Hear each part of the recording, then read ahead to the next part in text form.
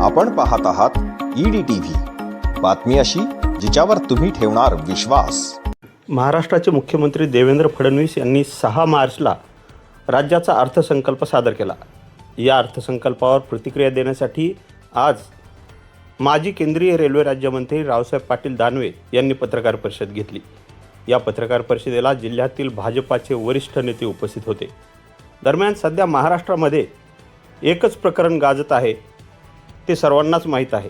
या प्रकरणासंदर्भात प्रतिक्रिया देताना दादा म्हणाले, दादा सध्या महाराष्ट्रात एकच प्रकरण गाजते, काय मत आहे तुमचं त्याच्यावर? खरं आहे का खोटं एवढंच सांगा। बजेट चांगलं आहे, जनतेच्या अपेक्षा पूर्ण करणार आहे, रोजगार उपलब्ध होतील, नवीन कंपन्या विषय तर आमचा विषय कोणता ते तर ऐकून घ्या ना। मला असं वाटतं की या सगळ्या अर्थसंकल्पामुळे जनतेमध्ये समाधान आहे। धन्यवाद।